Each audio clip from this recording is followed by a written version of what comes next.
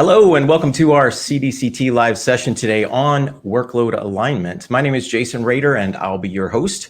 With us today we have John O'Shaughnessy, a cloud architect from CDCT, and we have with us Dr. Christopher Collins, who's an executive cloud principal from NetApp. Thanks for joining us, gentlemen. Happy to be here.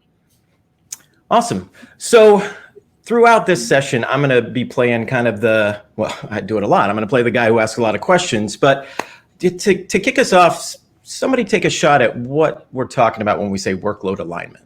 All right. Workload alignment is the process of looking at all of your applications, all of your key workloads, all of the things that support those workloads, and understanding what it takes to run them so you can figure out what's the best place to put them. Should they move to a public cloud? Should they move to a private cloud? Should they stay right where they are? It's the whole process of figuring out what you've got.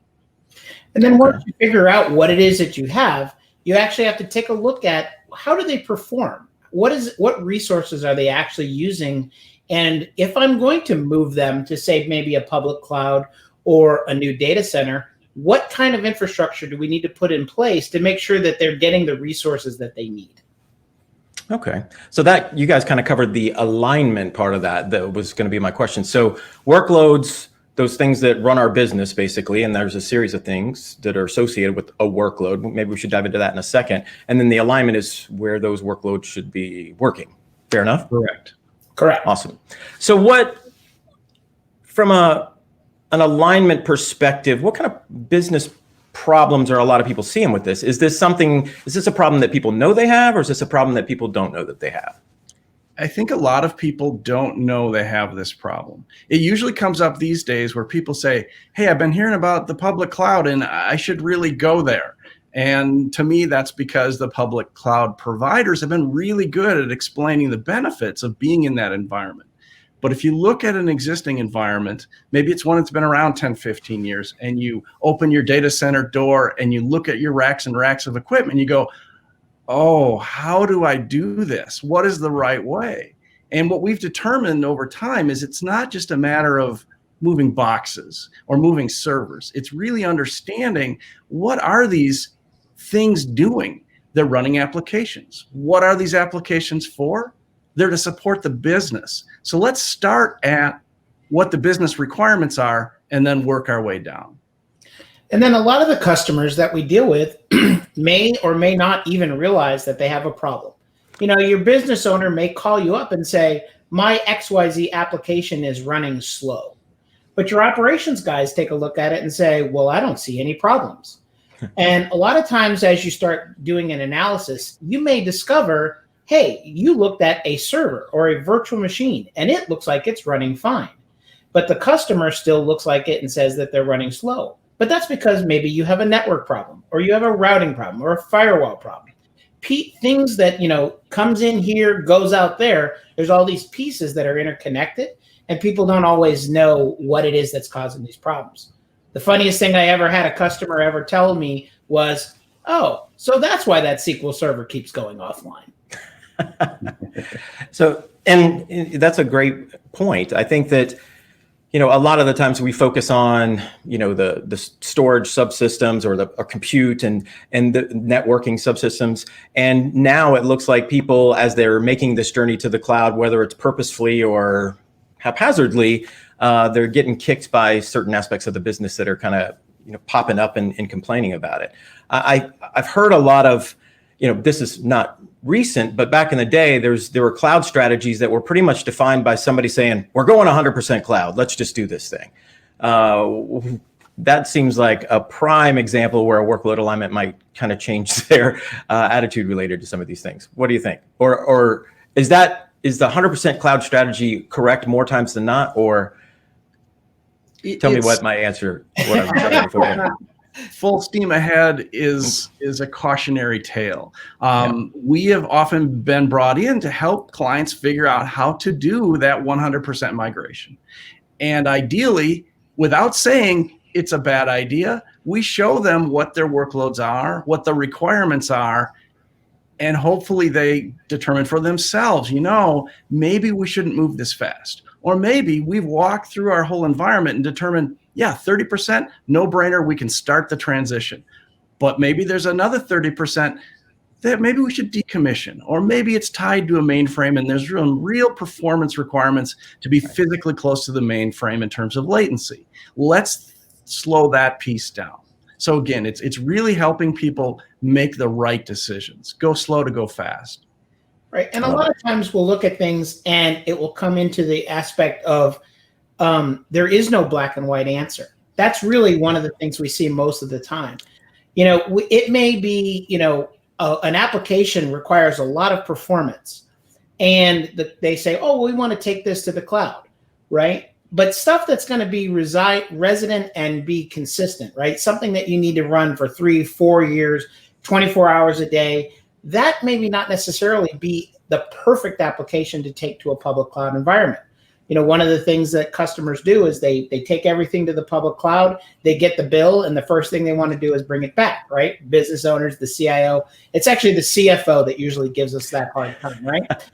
But what you also need to take a look at is you may have an application that it may be a little more expensive to run it in the public cloud, but you're only going to run it for, say, 3 months, right? So why would you buy a piece of infrastructure that would cost you, XYZ dollars that you need to keep on the floor for 3 years when you only needed it for 3 months? So therefore, the public cloud is actually that agility piece is the most important thing, right? So what is your number one business driver? Looking at it from the top down is what really matters. And that brings up an interesting point, because we're talking a lot of pieces and parts here, and sometimes you have to interface with a lot of different parts of the organization to kind of get these answers. Who do you guys find that you're interfacing with the majority of the time? And again, so I think that's one of the key points about the whole workload alignment process. It often starts with an IT infrastructure team. What are the servers? What are the speeds and feeds? And we have tools that we use for automated assessment to help figure out what's out there. But that's only part of the picture. We like to see, okay, what are the key applications you're running? And we get some of that information from IT, but frankly, the best information is when we can get in front of the business owners, the people who need those applications to serve the business needs. What are their requirements? What are their pain points? And that helps us create a better picture about how to best find the right home for these workloads. And we'll actually start talking about this with the internal IT infrastructure teams. Those are usually the people, from my perspective, bring us in, come help us understand this. And I immediately switch the conversation over and say, well, let's go talk to our customer. Yeah. And they'll look at me and go, well, am I not your customer? And the answer is no, you're not. Our customer, yours and mine, is that business owner. So let's go talk to that customer, the consumer of the service that we in the IT operations team are providing. And let's find out what their business needs are. Because what the biggest challenge we run into is shadow IT. Everybody knows about shadow IT. It's we go out there and we talk to the business owner and we go, okay, would you please not do that? Because that's costing you too much money, or that's introducing a security risk. I had a customer one time had a well-meaning developer take his entire customer database and his entire employee PII information and copied it up to a public cloud environment that he flipped down his corporate credit card and decided to make that available. And he forgot to secure it down because he's not the security guy. He's a developer. He's working on an interface. So he thus exposed his entire customer infrastructure and his employee database to the public cloud. Well, that's not necessarily always the right idea, right? Well, we refer to that as a bad idea. So we try to make sure that they think about these things as they go from the customer all the way through to the developer. And the developer, a lot of times, is your customer. So as an IT organization, we need to provide that service that includes the security controls, that can include the protections, the stuff that they wouldn't even think about. But then they go, oh, I can develop and I can do what I need to do right now. Very flexible. I don't have to call you to ask for things. I can just spin it up myself. But those security controls are behind the scenes and everything works great. Awesome. And I think that's I love what you said, and being cloud and data center transformation, a lot of these threads from the different conversations come together. But I love that internal customer kind of perspective, because I think that is huge. Who those consumers are, because like you said, if they can't get what they need from their internal IT folks, their infrastructure folks, they're going to get it somewhere else, and then potentially they've exposed the organization to a serious security issue at that point. And I love that fact that we've got to bring those folks together and start talking and consider them those are true customers. That's awesome. I'm sorry. Go ahead. Yeah, go ahead. So take like a medical provider, like you're the IT department in a hospital. Well, at what point does the director of IT in a hospital talk to a patient? Well, they're not going to do that. They're going to talk to the doctor that is consuming the service that the IT department is dealing with, while the doctor is talking to the patient. And if the doctor can't get the information that he needs quickly and appropriately, that could become a life safety issue. So that doctor becomes our actual customer as an IT department. Perfect. So before we started talking about this particular aspect, it sounded like that go slow to go fast kind of approach that, when we are thinking about embracing the cloud, whatever that might have meant to the organization, there's a, can we go to the cloud? Should we go to the cloud kind of conversation that actually comes up in that mix. But it sounds like with the due diligence that a workload alignment would require, we're probably going to save money in the long run. Is that fair to say? Like guaranteed? I would never say guaranteed. Again, that's the beauty of the process. As we walk through the workloads, we walk through the infrastructure that supports the workloads, we can put a dollar figure to what it costs to run it today. And a lot of this process is financial. It's understanding the size of it, understanding the use of it, and then that allows us to put some dollars to it. What does it cost to run today? What are we paying for the hardware? What are our license costs? And then let's turn around and say, you want to look at this for a couple different public cloud providers? Sure, we've got the tools to help run through those costs. And you can use that, again, as one of the key components to help you make your decision of does it make sense to move, et cetera. Again, there are certain things that may make more economical sense to leave in your own data center. But other things make great sense to move out. One of the other things we're finding, of course, is many of these older environments were built to run 24/7, 365, because once you purchase the hardware, it was yours. You may as well use it. When you're looking at a cloud environment, the key thing today is flexibility, the ability for elasticity, things to spin up, things to spin down. All of those things are great benefits, but older applications and workloads may not be tuned to take advantage of that. And that, again, gets back to this idea of maybe those workloads don't move right away. Either they're staying on premise for a long time because no one's going to rewrite them, or we set aside and say, you know what, this is going to be a 3-year rewrite, and we're going to rewrite it to be cloud native. And once it's built for those environments, it will be very cost effective to run in those environments.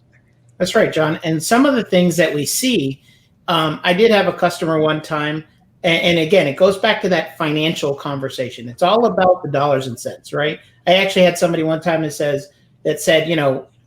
if it wasn't for these pesky users, we'd have a really great network. And I tried to explain to them, well, if it wasn't for the pesky users, you wouldn't need a great network. But the key is that the customer, it's about the finances. It's about, providing value, providing services. And like I had this one customer that wanted to take this very, very intensive application to the public cloud. And I said, well, that's going to cost a lot of money. And the customer looked at me and goes, you don't understand.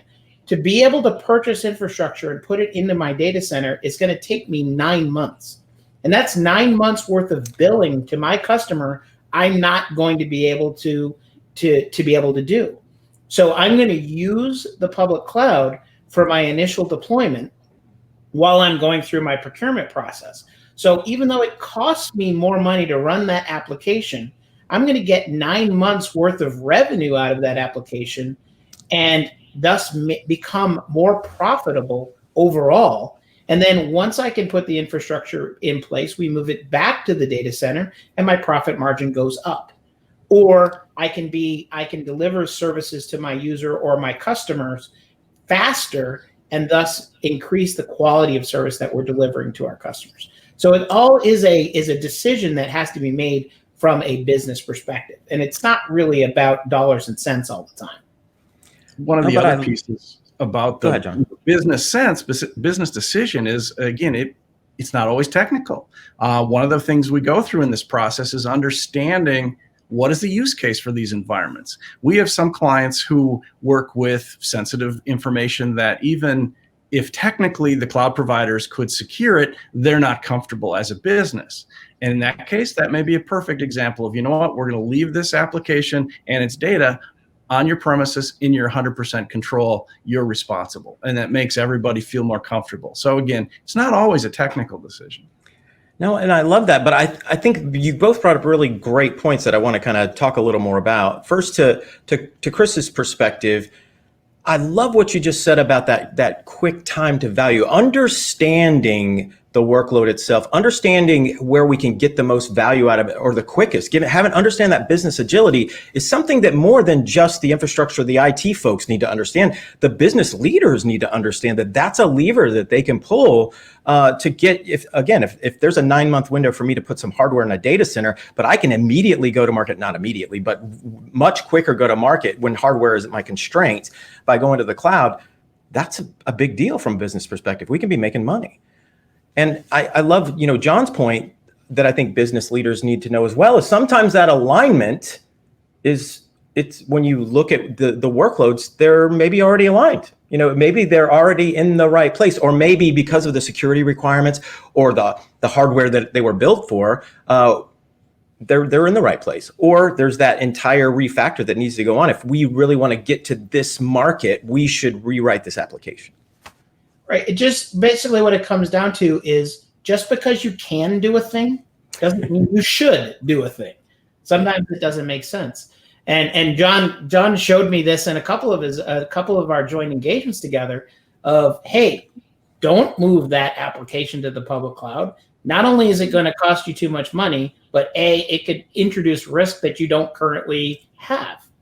Right? I mean, how many people like to go to the public cloud from their local, they say, let's go to the public cloud, but they forget about the fiber-seeking backhoe that sits outside their door that just ripped their internet connection, and now you have an entire building of people that cannot actually send email to each other, right? Or can't share files, or they lose access to everything. So that doesn't mean it's always a good idea, right? Just because it sounds great and the local salesman told you that it was a good idea doesn't mean it actually is. You got to make those intelligent conversations. Yeah, and I'm going to have to remember fiber-seeking backhoe. That's a pretty good one. So obviously, you guys are involved in doing these types of engagements for people that, for clients of yours. So what can they expect to get? I mean, we've kind of talked about bits and points and things. What can they expect to get from something like this? What's the end result? The end result is a plan. And what we like to do is look at slicing and dicing their environment. So let's say we work with an organization, find out they've got 100 applications. Of those 100, maybe 30 are considered business critical. Those are where we're going to go for that deep dive. We're going to take our automated collection of information, pair it up with interviews, find out really how these things are used, find out where these different applications are dependent perhaps on one another, which is one of those key points regarding should this thing move? Well, what is this thing tied to? If it's tied to 16 other things and those other things aren't going to move for one reason or another, now you perhaps introduce latency that you didn't have before. So again, it's really understanding how to tie these things together, which will allow you to build a plan. In a lot of cases, the ideal outcome of this type of engagement is a migration plan where we say, okay, we've divvied this up, we've sliced it, we've diced it. Now we're going to create a calendar-based plan of we're going to chunk it out into these separate pieces, and then we're going to move these 3, and a week later we're going to move these 3, and we're going to then move these 3. And because these types of migrations are things that we've done many, many times, we know how to help folks with things like creating run books. How do you properly shut stuff down? How do you properly bring stuff back up? The best thing is when somebody calls and says, did you cancel a migration event? And you're like, oh, no, it's done. They're like, well, we didn't see any problems. That's the whole point. Exactly. Nice. And you're welcome. Yeah, you're welcome. So, Go ahead, Chris. One of the things that we see a lot of times, people will go, oh, I can take this component. I'm going to take this virtual machine and I'm going to move it to a public cloud. And then they go, well, we don't understand why it no longer works. Well, did you think about the fact of the SQL Server that access is sitting here on-prem, and now suddenly you have this latency because your pipe between the two devices is down, right? You have what John was saying is absolutely correct. And the most important piece of it is a lot of people, we call it data sprawl, right? Or spaghetti code. A lot of people like to use the term spaghetti code. And one of the things that happens is that things kind of grow and they kind of move out to different things. And you have to be able to analyze this and find out where those interconnectivity pieces are, so that when you take it, you take all of it, so that everything is residing as close together as possible, so you don't end up with unforeseen consequences. And the most important thing is use actual data, right? Use the actual infrastructure that you have. Find out what's actually there so that you're not guessing. And that's the most important piece, because the guessing part is the fun part. It's like, I call it Yahoo networking. It's like, Yahoo, let's go and do some networking and see what happens. and so move this stuff to a data center, right? Maybe you move it to another co-location or a new data center you're building. You kind of have to move it together so that you make sure that you're keeping things together and things just don't go down on you. So I love what both of you just said, because it sounds like there's a lot of activities related to figuring out where my workload should sit from a cloud perspective, from a business continuity and resiliency perspective, knowing the dependencies there, knowing how to group these things together. If I'm doing a data center move or other things, even if this was something that wasn't suited necessary for public cloud, I know how I can move these things in groups if I were doing a data center move or transition or something along those lines. So there's a lot of goodness that comes from this particular exercise. Absolutely. Yeah, it's important to understand, when I'm dealing with C-level executives, they'll go, well, we want to move to the cloud. And I'll go, okay, do you have VMware? And they say, well, yeah. I said, great, you're done. What do you mean? No, we want to move to the cloud. Oh, you might mean public cloud. Yeah. Or private cloud, or maybe a hybrid, a little bit of both. And it's important to understand that people understand what that means, because it can confuse a lot of folks, because we want that agility. Right? We want to be able to, and the way you run things in a private cloud is very different than you run it in a public cloud. So you have to know what those operational perspectives are and make sure that you're removing the application to the correct cloud, right? To the correct location. And of course, we're preaching to the choir to a lot of folks. Yeah, but I think that's a perfect point, because I think we know what we mean when we say cloud, but I think we can get down to those specifics when the specifics are necessary. A lot of folks kind of use that general term to think that they really mean public cloud when they're saying that, but they don't recognize the benefits of potentially leveraging cloud technologies locally within their own data center from a private perspective. Yeah, when I start off a consulting engagement, the first thing I do is a vocabulary lesson. I say, okay, today we're going back to school. Let's talk about the cloud. What does that mean? You have public cloud, you have near cloud or cloud connected, and you have private cloud. Okay, we're all clear? Good, let's move on from there. And of course, our operations directors or some of the engineers that we're dealing with that are maybe storage administrators or server administrators, they look at you and go, thank you. God, it took me forever to teach these guys what we're talking about. So those are the kind of things we run into all the time. So, gentlemen, when you're working with folks, it seems like a lot of this stuff is kind of a know thyself exercise, if you will, for an organization. What are some of the roadblocks that keeps organizations from doing this themselves? That's a great question, Jason. In many cases, particularly with the larger organizations, the organizational teams don't speak to one another. I mean, we hear about silos within IT. There's a network team or a storage team or a server team. But once you even go outside of IT, and there are application teams, and then there are different users of the applications. Many of these people don't regularly speak to one another. So I think a big part of what we bring to this is we're sort of the family counselor. We're the family therapist. Come in and chat with the different groups. understand their needs and requirements, and we can kind of sit in the middle and go, yes, tell me about your childhood. And it really helps to get to this picture of what's the full story. I couldn't agree with you more. As a consultant for the last 25 years, literally my job is to go in and listen to all the people that aren't talking to each other and tell them the things that the other people are saying. And everybody's like, you're brilliant. But really, I'm just gathering the intel that existed there all along. Yeah. Chris, did you want to say something? Yeah, I was going to say, John said it perfectly. Sometimes I feel like a family therapist.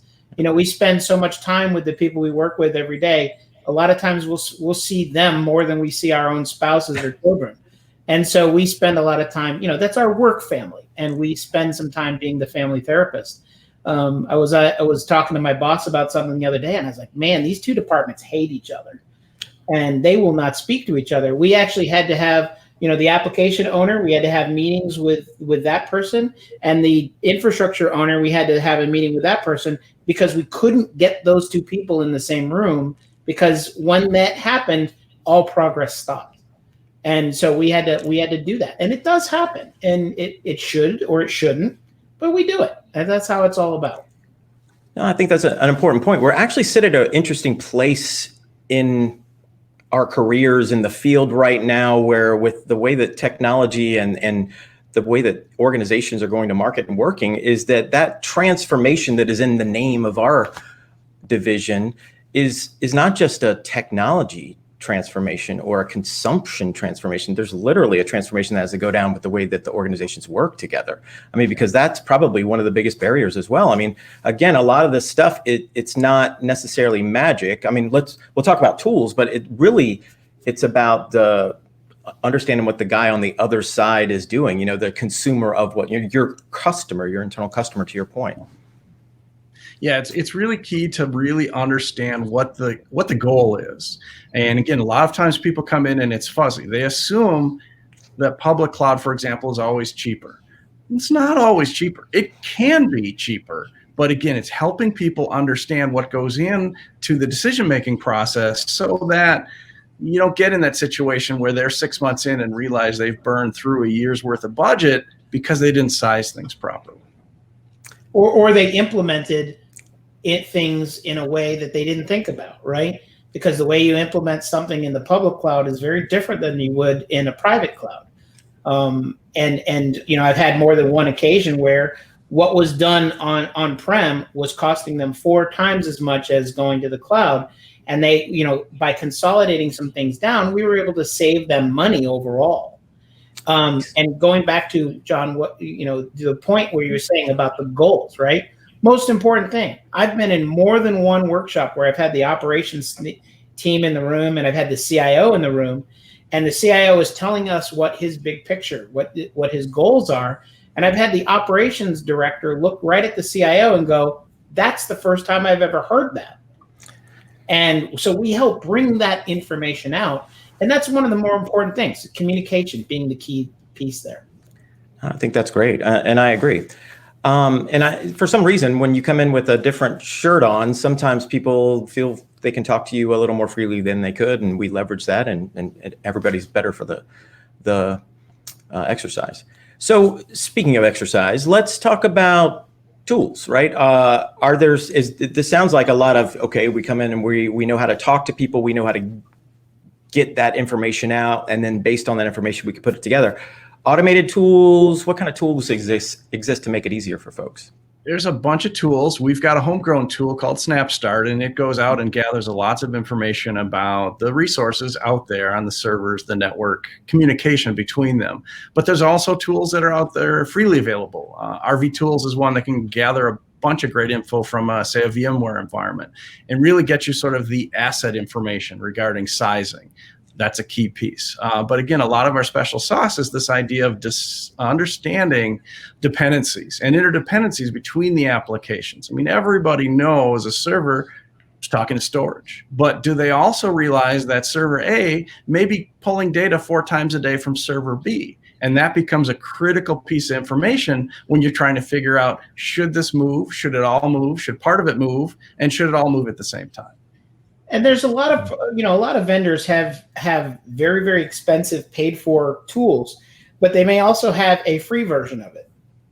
In case, I work for NetApp, right? So NetApp actually has Cloud Insights, but you can actually use Cloud Insights free, right? From a perspective on a limited basis. And sometimes that's all you need. Brocade has a couple of different free types of assessments that helps you look at your fiber channel infrastructure. Cisco does the same thing with a couple of things. So depending upon what your needs are, you can use different types of tools. And I strongly recommend the vendor that you have, see what tools that they have that are actually offered gratis, and take a look at what tools that are paid for and decide whether or not you need the two. And that usually can help you a great deal. No, I agree. I think those free tools, usually if you're doing a fact-finding mission for your organization, those free tools will let you at least see the gravity of kind of what you're looking at, and then whether or not you need to call somebody in or maybe license the tool because you can see that the tool is going to give you the information that you need. Right. And sometimes you got to remember that the light at the end of the tunnel might be a freight train, right? You have to make sure that you're not going to get hit by that.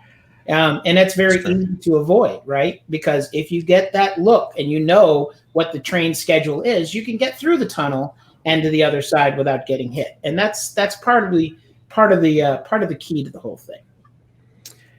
And I see so many correlations between this activity and other things like a business impact analysis, like we talked about resiliency and those kinds of things. Security obviously definitely has a play when you understand which servers talk to other servers, which data types are involved. Is that something that you see a lot of organizations tying these together, or is that kind of the next evolution of this? Now that we're finally talking and gathering this information, we need to ingest this stuff from the other parts of the organization. I mean, when we go out to do these analyses, we tie that all together. And I think that this is one of the areas that can be difficult for organizations within a company. They're not used to this process, whereas it's something that we do all the time, and we know kind of where the bodies are buried. And it's something that we excel in, and we like to share that knowledge because we want to see people succeed at this. We don't want to see people go halfway down the road and then have some horrific problem that causes them to give up on their transformation. Because if you can do a transformation right, it's very successful and very powerful for your organization. Right, coming in from the front end always helps. A lot of times we'll get called in because a customer has tried to do this on their own, having never done it before, right? It's like, oh, let's go to the cloud, right? How hard could it be?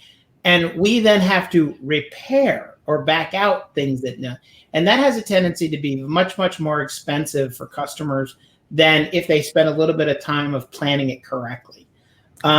And then you're not playing catch up. You're not playing damage control. That's really kind of the idea of being able to get this together. And it can kind of taint the approach in general with the other organizations or other parts of the organization you're trying to interface with. Again, your internal customers, right? Absolutely.